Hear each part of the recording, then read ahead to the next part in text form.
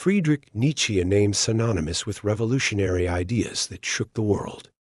A man who dared to challenge every moral and religious belief considered absolute truth. Born in a small village in Germany, he was raised under the rigid influence of religion, yet he rose to become a philosopher with an unyielding desire to change the fate of humanity. But what transformed this sensitive young man into someone who boldly declared, "God is dead"? His life was a series of conflicts between archaic beliefs and a burning desire to liberate humanity from imposed constraints that had persisted for centuries. Nietzsche was not merely an observer of his time. He was a prophet of a chaotic future where humanity would face existential emptiness and seek a new path, the path of the Übermensch, the one who rises above the masses, lives by their own will, and redefines all values.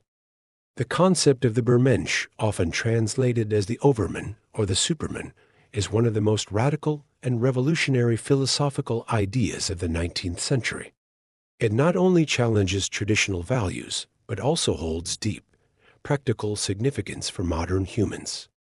Many mistakenly believe that the Übermensch was a completely original idea of Nietzsche, but in reality, he inherited and redefined previous philosophies, forging them into a unique ideal that reflected his vision of transcending societal limitations. Though similar in some ways to ancient philosophical concepts of divine men or Emerson's idea of the soul as ascension, Nietzsche did not focus on mere spiritual transcendence. Instead, he emphasized a fierce struggle for true freedom. The Übermensch is not a perfect being or a superhuman figure, as some misunderstand.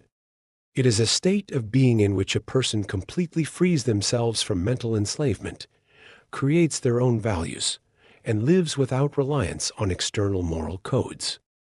According to Nietzsche, most of humanity remains trapped under the weight of outdated values, living as mere shadows controlled by fear and artificial moral constraints.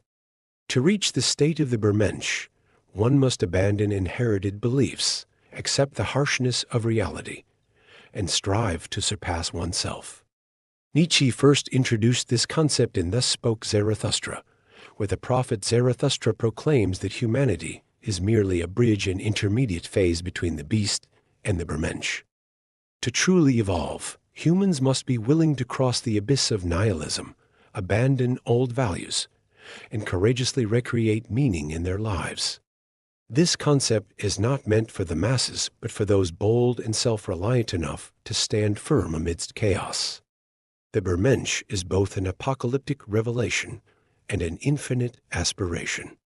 After declaring that God is dead, Nietzsche asserts that humanity must confront an empty reality and rebuild the meaning of existence from nothing. The collapse of religious and moral values is not an end, but an opportunity to ascend to a higher state of being, where one is no longer bound by past ideals, but can freely create and affirm oneself. The Übermensch is a declaration of war against mediocrity, a rejection of pre-existing paths in favor of a higher existence, where individuals define their own values rather than being shaped by society. Zarathustra, the central figure in Thus Spoke Zarathustra, embodies the philosopher who dares to abandon old values in pursuit of transcendence. Unlike past philosophers, Nietzsche does not construct a rigid system of thought, but through Zarathustra, poses challenging questions, forcing individuals to seek their own path. One of Zarathustra's most shocking proclamations is, "God is dead." This is not merely a rejection of religious faith, but a direct attack on the entire moral framework that has dominated humanity for centuries. He calls upon people to reinvent themselves through the spirit of the Übermensch, to live by their own rules rather than conforming to pre-existing norms. Nietzsche uses a series of powerful symbols to illustrate the transformation one must undergo to become an Übermensch. The most prominent of these is the three spiritual stages: the camel, the lion, and the child. The camel represents the stage of submission, where one bears the burdens of societal, religious, and traditional expectations without questioning them. To advance, one must become the lion, the symbol of rebellion and destruction. Awakening free will to reclaim sovereignty over oneself. However, destruction is not the final goal. Ultimately, one must become the child, a symbol of pure creation, absolute freedom, and the ability to generate new values from nothing.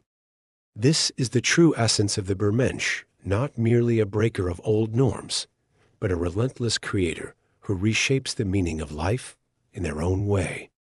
Nietzsche believed that humanity remains largely in the camel stage, lacking the courage to move beyond.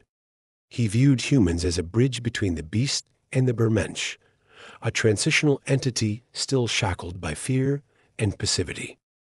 To become an Übermensch, one must confront the abyss of emptiness, overcome the fear of losing old values, and reshape oneself without reliance on any supernatural force.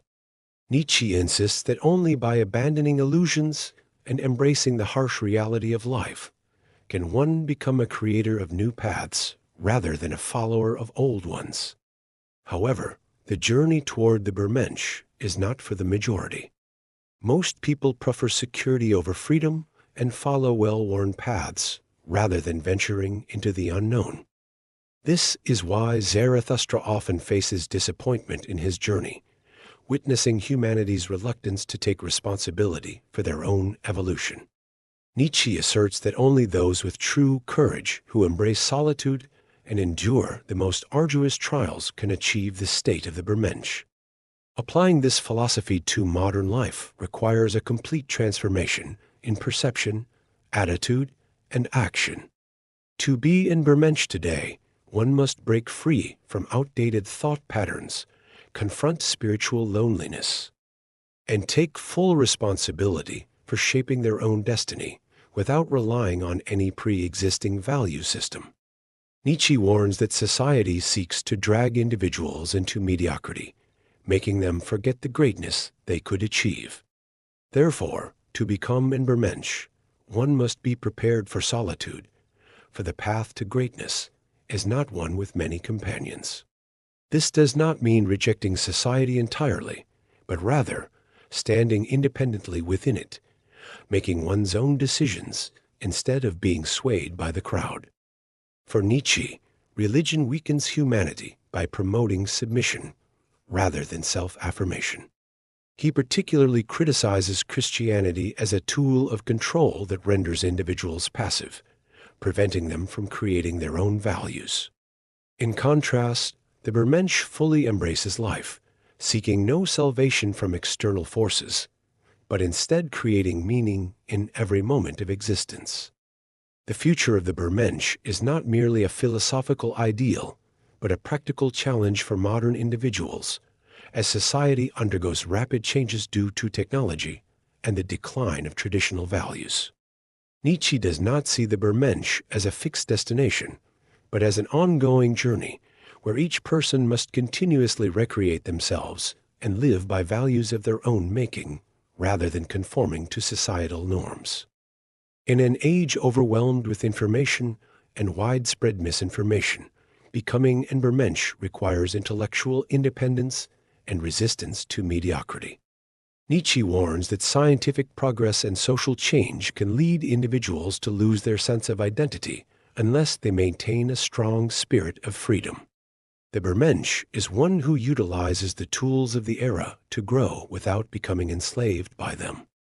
This ascension is not a collective effort, but a deeply personal endeavor, one that demands unrelenting self-creation and an unbreakable will to live authentically.